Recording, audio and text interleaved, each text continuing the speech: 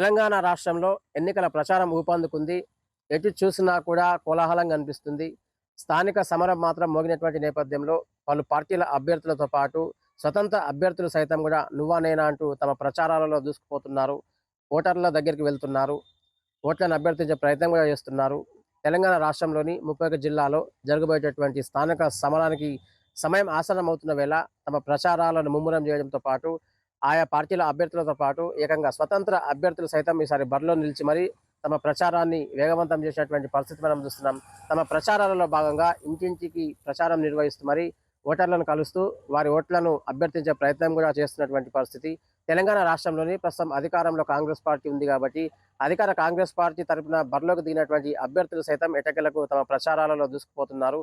రెండేళ్ల కాలంలో జరిగినటువంటి అభివృద్ధిని ప్రస్తావిస్తూ ఓట్లను అభ్యర్థించే ప్రయత్నం చేస్తుండగా ప్రధాన ప్రతిపక్ష బీఆర్ఎస్ పార్టీ తరపున బరిలో నిలిచినటువంటి క్యాండిడేట్లు సైతం గత 10 ఏళ్ల కాలంలో జరిగినటువంటి అభివృద్ధిని ప్రస్తావిస్తూ ఎట్టకేలకు ఓటర్ల చెంతకు చేరుకొని మరి ఓట్లను అభ్యర్థించే ప్రయత్నం చేస్తున్నారు. ఇకపోతే బీజేపీ పార్టీకి సంబంధించి గ్రామ పంచాయతీలకు వెచ్చించేటటువంటి నిధులకు సంబంధించి కూడా పూర్తి స్థాయిలో కేంద్ర ప్రభుత్వం ముందు వరుసలో ఉంటుంది కాబట్టి కేంద్ర ప్రభుత్వం ఆధీనంలోని గ్రామ పంచాయతీలకు భారీ స్థాయిలో నిధులు విడుదలవుతాయంటూ కూడా మరికొంత వినూత్నంగా ప్రచారం నిర్వహిస్తూ బీజేపీ పార్టీ తరపున బరిలో దిగినటువంటి తమ అభ్యర్థులు సైతం ఎట్టకేలకైతే తమ ప్రచారాలను హోరెత్తిస్తున్నారు.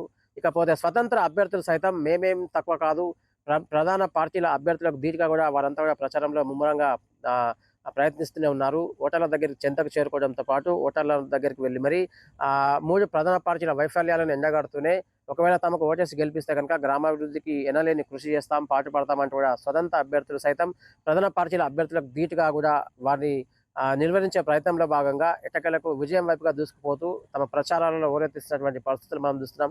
తెలంగాణ రాష్ట్రంలోని 31 జిల్లాల్లో ఇప్పటికే ఎన్నికల సందడి మొదలైంది. ఎన్నికల నగారం మోగినటువంటి నేపథ్యంలో ఎటు చూసినా కూడా పండగ వాతావరణం కనిపిస్తుంది. ఎన్నికల కోలాహలం కనిపిస్తుంది. 3 ప్రధాన పార్టీల అభ్యర్థులతో పాటు స్వతంత్ర అభ్యర్థులు వారి అనుచరులతో ఎట్టకేలకు ఒక ర్యాలీగా బయలుదేరుతూ మరి ఆ నినాదాలతో హోరెత్తిస్తూ తమ ప్రచారాలను అయితే ముమ్మరం చేసినటువంటి పరిస్థితి మనం చూస్తున్నాం. వినూత్న రీతిలో వినూత్న ఆలోచనలతో కొంతమంది అభ్యర్థులు మాత్రం హామీలు గుప్పిస్తూ మరి పంచాయతీ ఎన్నికల్లో తన సత్తా చాటాలంటూ ఉవ్విళ్ళూరుతూ అదే సందర్భంలో తమ ప్రచారాల్లో దూసుకుపోతున్నటువంటి పరిస్థితి. ఒకవైపు అధికార కాంగ్రెస్ పార్టీ తరపున బరిలో నిలిచినటువంటి అభ్యర్థులతో పాటు ఇంకోవైపు ప్రధాన పార్టీ బీఆర్ఎస్ పార్టీ తరపున బరిలో దిగినటువంటి అభ్యర్థులతో పాటు బీజేపీ తరపున బరిలో ఉన్నటువంటి అభ్యర్థులతో పాటు మరోవైపు స్వతంత్ర అభ్యర్థులు సైతం కూడా తమ ప్రచారాలతో హోరెత్తిస్తున్నారు. ఓటర్లను కలుసుకునే ప్రయత్నం చేస్తున్నారు. హామీలు గుప్పించే ప్రయత్నం చేస్తున్నారు.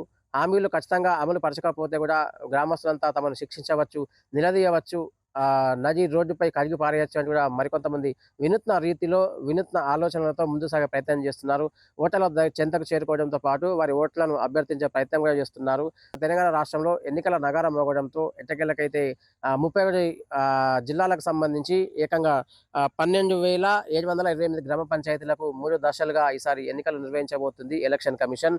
అదే స్థానంలో రాష్ట్ర వ్యాప్తంగా పూర్తి స్థాయిలో 1,12,242 వార్డులు సభ్యులకు గాను ఈసారి ఎన్నికలు జరపబోతుంది ఈసీ. ఈ క్రమంలో ఎన్నికల కోలాహలం కనిపిస్తుంది. స్థానిక సమరం మోగినటువంటి నేపథ్యంలో వాళ్ళ పార్టీల అభ్యర్థులు మాత్రం తహతహలాడుతున్నటువంటి ఈ పరిణామ క్రమంలో తమ ప్రచారాలలో మాత్రం దూసుకుపోతున్నటువంటి పరిస్థితులు మనం చూస్తున్నాం. మరోవైపు మొదటి దశకు సంబంధించి ఈ నెల 11న మొదటి దశ ఎన్నికలు జరగగా 14న రెండో దశ ఎన్నికలు జరగగా అదే స్థానంలో ఈ డిసెంబర్ 17వ తారీఖు నాడు 3వ దశ ఎన్నికలు పకడ్బందీగా నిర్వహించాలంటూ కూడా ఎలక్షన్ కమిషన్ ఆఫ్ తెలంగాణ ఎట్టకేలకైతే ఆదేశాలు జారీ చేసింది. ఆ మేరకు సంసిద్ధమైనటువంటి ఈ పరిణామ క్రమంలో అధికార యంత్రాంగాన్ని అప్రమత్తం చేసింది ఈసీ. ఈ క్రమంలో 3 దశల్లో మొదటి, రెండో, మూడో విడతల్లో కూడా ఈ నెల 11, 14, 17 ఈ తేదీలలో పకడ్బందీ భద్రతల నడుమ ఎన్నికలు సజావుగా నిర్వహించేందుకైతే ఈసీ కసరత్తు చేస్తుంది. ఈ క్రమంలో తగు ఆదేశాలు కూడా జారీ చేసింది. మొత్తం తెలంగాణ రాష్ట్రంలోని 31 జిల్లాలో ఎన్నికల ఫీవర్ కొనసాగుతుంది. ఎటు చూసినా కూడా పొలిటికల్ హీట్ పెరుగుతుంది. రేయింబవళ్లు పలు పార్టీల అభ్యర్థులతో పాటు స్వతంత్ర అభ్యర్థులు సైతం తమ ప్రచారాలతో దూసుకుపోతున్నారు.